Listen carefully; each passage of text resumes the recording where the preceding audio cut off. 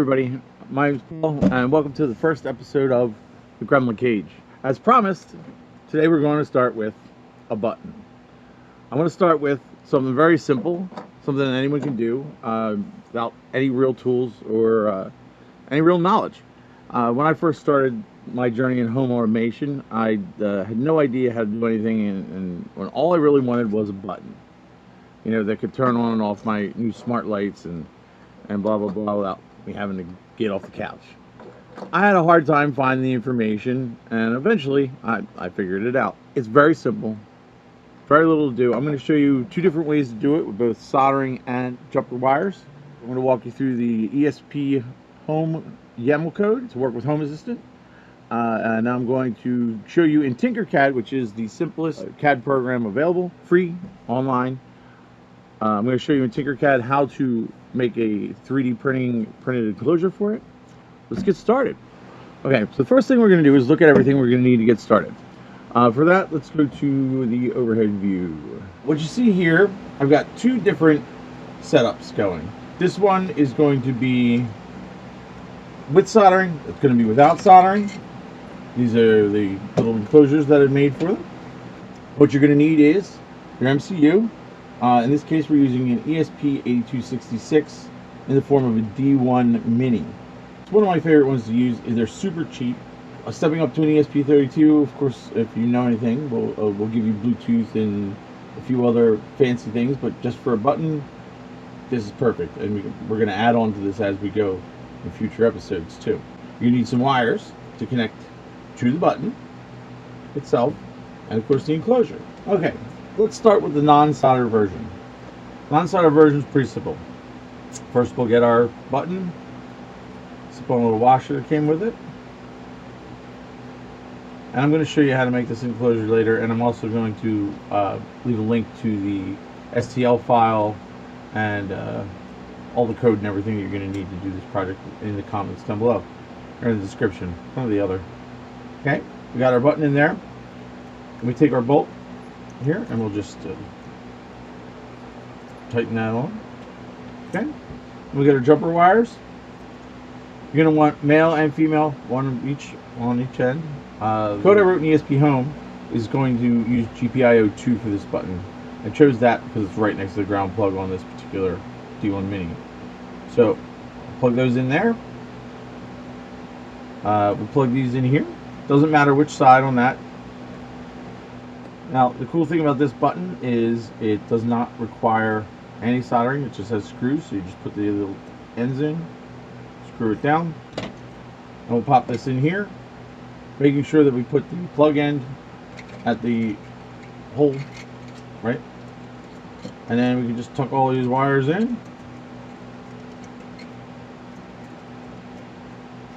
close it up, and that is built. Piece of cake.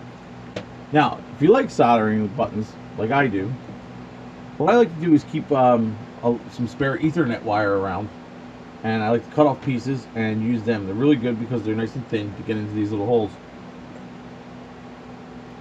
Right? So we're going to do the same thing. We're going to take the ground,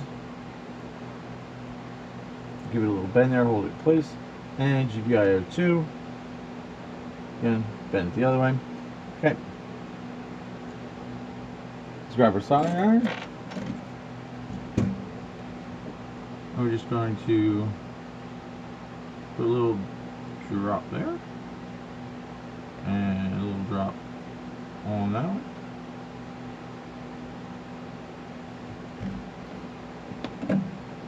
That's soldered. Right. Now I like to take the ends here and just snip them off.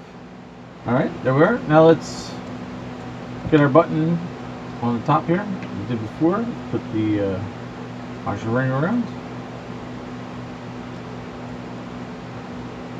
Pop it in the lid.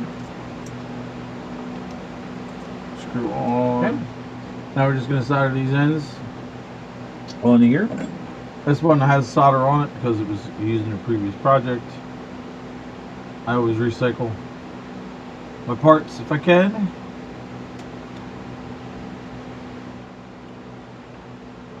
So I think I may have got lucky this time, didn't even need to use any new solder. And again, we'll stick it in the box, sucking the wires in, and there we go. Just that fast, 2 buttons built. Okay, now we've got our button. Next thing we're going to want to do, plug it into our computer with a USB, because we need to program it. Plugged in. For now, we want to be in here, esphome. Let's find our anything button here. Here's the code I already wrote. Let me walk you guys through this real quick. Since this is the first episode and I wanted to keep everything nice and easy for everybody, what I did was I put heavy comments in here. You'll see anything that has the hash in front of it is what's called a comment or a hash. This is explained right up here. When you put that hash in front of it, the comment, it makes it so that when the program is compiled later, that it ignores those lines. So use that to put in notes and things like that, so you know what the different parts of your program do. If we start up, you have to set it up for esphome and set up the names. Okay. Then you have to tell it what kind of board you're using, ESP8266 T1 Mini. Then we're going to enable the log, which will keep track of everything that it does, so we can go back and look at the logs and figure out if anything goes wrong. Then you have the API, which allows it to communicate with Home Assistant directly. OTA allows us to update the project over the air.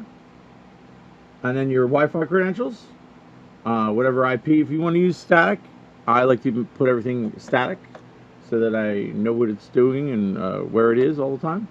But you can use DHCP for that too. And then after that, you AP, so set up an access point. So if it cannot connect to your Wi-Fi, it will set up its own access point that you can then attach to and set it to a different access point for it to access. Okay, and you have captive portal. That enables, that works in conjunction with the access point in order to help you get on their web server. When it's working, you can connect to it and control it directly, or just to see how it's working. Then you have binary sensor. This is where we actually start getting into the programming of what we're going to do. Now, binary sensor is simple, on-off, 1-0 binary. So we're going to use a GPIO pin, like I told you in the beginning. It's GPIO 2, right? We're calling it the anything button. And then filters. Filters are just add-ons, basically, things that will work with that. So we're going to invert it because the way I have this set up is this is off and pushed in is on. If we were to do it without inversion, it would be the other way around. This would be on right now and pressing it would be off. And delayed off of 10 milliseconds is what we call a debounce. It's to keep it from triggering unintentionally. So if it hasn't been pressed for at least 10 milliseconds, it won't take the press. Okay, then we have what we're going to do with it. On click. So when you click it, when you push the button, then call a Home Assistant event, and that event's going to be home esphome.button pressed, right? And then the data, this is going to go into your log. It's going to be button was pressed, logger log, anything on. So the anything button is on in the logger. Okay, and then on release, you can have it do a different thing. Typically with a button, I'll do that, I just use it as a toggle. But you could have it theoretically, if you wanted to use a switch instead of a button, you have it so when you flick it on, it turns on. When you flick it off, then it'll be on release, turn it off. But we're just going to say that the button is then off on release. Now, you can write into the program here what Home Assistant is going to do. I like to actually set that up in the automation section of Home Assistant. But this is what we have for our program. So what we're going to do is we'll hit save and then we'll hit install. We're going to plug it into this computer. Now at this point, it's compiling the program. It should be done in about a minute or so, and through the magic of editing, we'll be right back. Okay, it's done processing. So we're going to hit download. All right, after you hit download, it might ask you if you're sure you want to keep it. Hit keep. Then we're going to open up the esphome web. It's going to open up a secondary website. This is the website where we're going to flash the chip. So you hit connect, and you look for your serial right there. If you don't have the drivers installed, they will show you a link to get the drivers installed. Okay, connecting, or hit install, choose a file, choose the one we just downloaded, hit the anything button, and then hit install. Okay, this process normally takes around 2 minutes, but I find with the newer USB-C versions of these, things move a lot quicker. So we'll just let this install, and there we are, done installing. So let's go back into Home Assistant, and let's go to our settings, and then our devices and services, and esphome. Now we should see our anything button. See it? If we look, you can see that from in the esphome dashboard here, it says the anything button is off. When I click the button, it says on, the light turns on, off, and boom, there we go. How do I make that light turn off? Pretty easy. Let's just go down here to our automations. I named it anything one. Now, typically, all you have to do is find the device you want. Click plus on the automation, and it'll bring you in to create a new one. But let's just take a look at the one I did. It's pretty simple. It's when, and you click on the devices, and you find the device you want, which in our case is the anything button. When the anything button is turned on, okay, then you find the light that you want. In this case, it's the overhead desk light here. You turn that, you toggle it when you push the button. And it's just that easy to set up an automation to turn on and off a light with a button. Now, you can theoretically have this control anything inside your Home Assistant. You can have it unlock a door. You can have it if it shows up here in your devices, you can have this control it, toggle it, whatever you want it to do. It comes in handy for a lot of things. Okay, we've got the button made. We have it linked into Home Assistant, and we have an automation program. But what I haven't shown you yet is how to design a little simple box for it inside of Tinkercad. Let's go over to Tinkercad. So once you get into Tinkercad, you sign up, free account, you hit create. If you don't have one, you should get one of these. Calipers, set of calipers. I like the digital ones, easier to read, obviously. Let's open this back up, because what we're going to have to do is measure our pieces. Let's do our measuring first. We have our pens to write down our measurements with. Now we're going to need to measure the D1 Mini itself, right? So we'll take this out, zero it, always zero it first. Make sure that is at 0 while this is closed. Right, there we go, we're at 0. Then we'll just slide the calipers open so we get it around the sides. So, see right here we have 25. Now, you're going to want to leave a little wiggle room on either side, right? So what I like to do is add a couple millimeters onto that. So we're just going to round it all the way up to 30 on this one. It's going to give us a lot of side-to-side wiggle room, but it'll be fine. If we draw a little picture of it, doesn't have to be anything spectacular, right? Just a rectangle or dot. And the width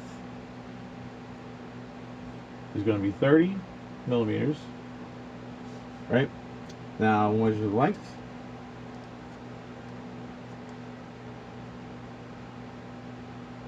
Length is 34, 35. So we'll just make that 40. So we'll do this 40 millimeters. Now the thickness isn't really going to matter too much on this, because we're going to make a box that's going to contain both of these, and the thickness is going to be more constrained by the button than anything else. But let's start out then next. Let's draw our button. We're going to draw it from the side view. Okay.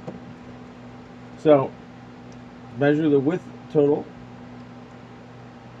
We have 15. Now this one you don't want to cheat so much on, because you want the hole to be kind of snug, right? We want it to go in there, but we're still going to want to give it a couple extra. So the button being 15, we'll say 17, right? And that way. Now let's measure the height. That's going to be 23. Now we need to add in the height of the board as well. So that's going to take us up to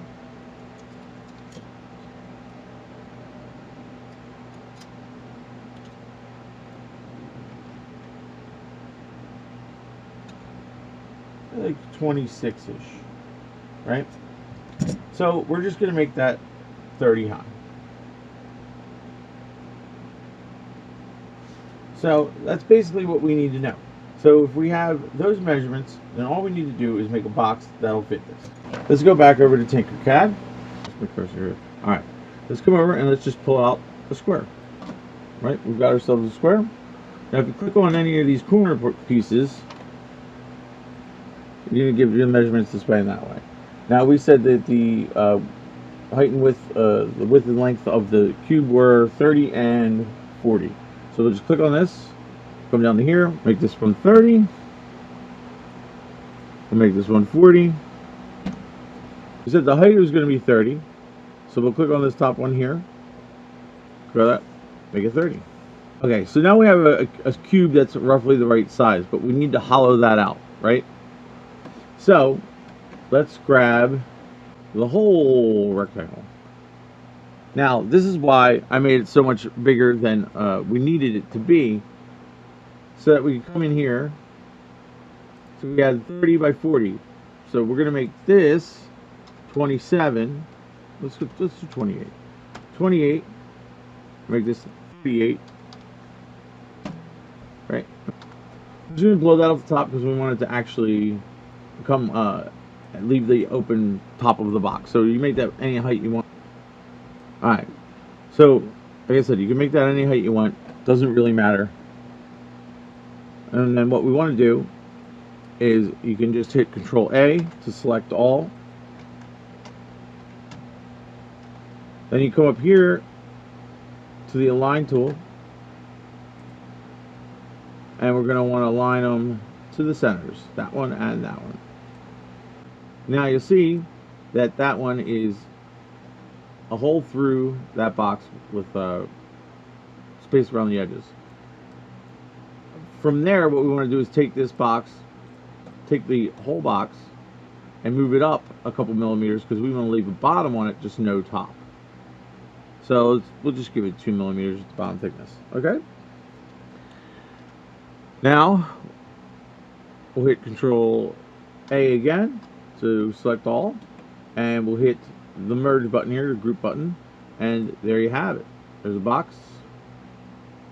We want to make a lid for the box. So let's just grab another one of these cubes here. Actually, grab another one of them, and we'll do our 30 by 40. Now we're going to want to put a lid on the box, right? Let's grab ourselves another rectangle.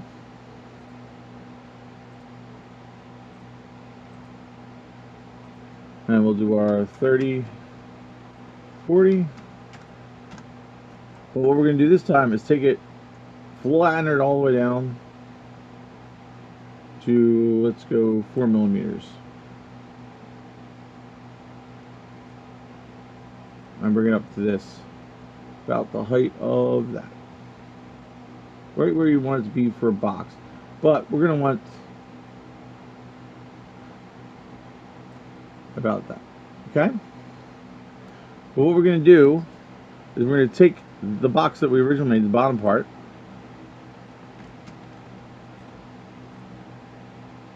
and we're going to hit Control C to copy and Control V to paste. So we have a second one. We're going to take this one though, and the new one, and we're going to make it into a hole. Right? We'll take that and position it. Now, what you can do is just highlight both of those, and we'll go to our centers again. And we'll center, there we go. I'll center it in. And you can see that this is going to hang down below the box a little bit, but let's bring it up one more. So when we do this, we'll highlight the two, and we'll group them. And what you'll notice is that we made our little lip for our box. Now all we need to do is affix our holes in the box, right? So we're going to need one in the middle, the top for the button, and the button was, we said 17 millimeters wide, we were going to go with. So let's get a round hole. We'll do 17 by 17, and we'll highlight these two, and we'll bring up our centers, center, center, and this time we're going to do the Z center as well. Boom. So straight through and down the middle. So we'll highlight this again and group. Now we got our hole and our lid. Now we just need a hole for the battery, or for the charger port. So the charger port, oh, we didn't measure that, did we? So let's just measure that real quick.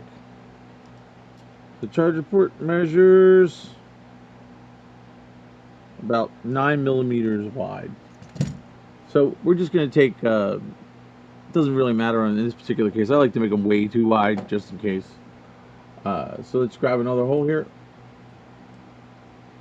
And let's make it 12 millimeters wide. Okay, now let's shrink it down. About 5 millimeters high should be more than enough. I'll take that over to this box. Now we don't want to do it on the ground floor because remember we want to leave a bottom. Let's select both of them, and we're going to go for centers again, and we're going to want to center it just this way, no other way, because all we're doing is punch a hole in the side of it, right? But after we're done doing that, we're going to want to grab the box and we're going to move it up 2 or 3 millimeters. We said we were going to make the 2 millimeters thick on the bottom, so we'll just do 2 so it comes out right there. Again, we will take those and group them. So there we have it. We have our top with our hole and our box with the hole for the charger plug. With this particular thing, so there's no overhangs when we print it, we're going to take it and rotate it around 180 degrees. No, 157. So after we flip it over 180 degrees, let's take it and drop it down on the ground. Oh, not below the ground. Drop it down on the ground. Then we'll do Control A. All right, we'll align our centers. Now we've got them aligned. What we can do is select and group them again. Here's our finished model. We'll hit export. Well, first of all, we should probably name it. Come up here, this is where you name it. Then we'll hit export, STL. Okay, and once that's exported and you've hit keep, you're ready to print it out. You use whatever slicer you normally use for your 3D printing. Hit go. If you guys need instructions on that, let me know in the comments and I'll try and hook something up for you. I made mine a little bit more decorative. I put some put my new logos on there. Okay, now it's done. Now let's get her printed out.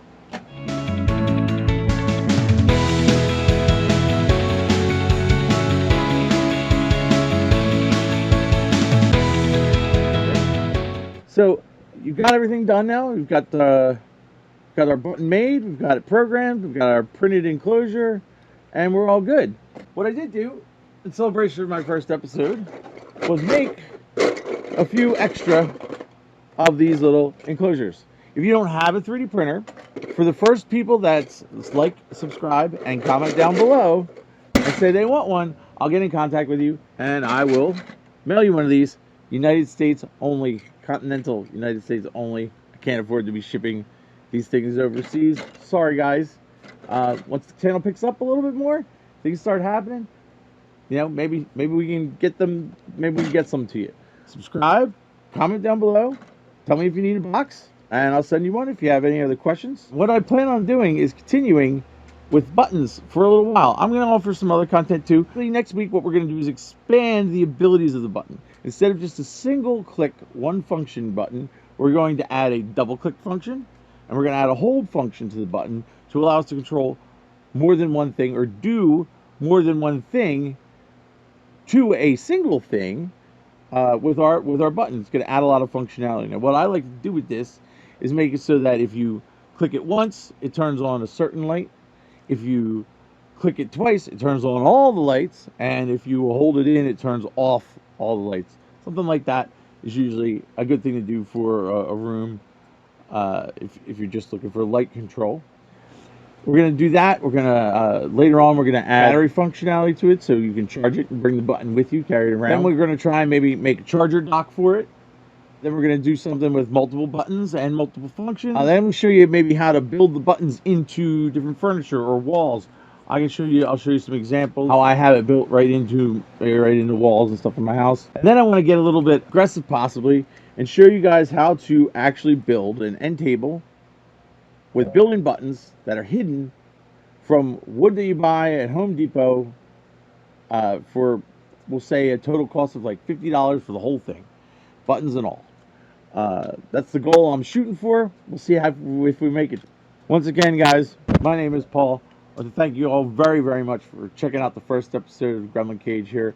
I know it was a simple one, but I hope maybe I helped you guys stomp a few gremlins, learn something new, come up with some ideas to do with this button. There's going to be a lot more content to come. If there's anything you guys want to see, anything you have any ideas for me to try out, let me know in the comments below. If you learned something, let me know what you're going to do with your button in the comments below. Or if you didn't learn anything and you hate it, let me know in the comments below. Like and subscribe. Tell your friends. Check us out again. I'll see you next time on the Gremlin Cage.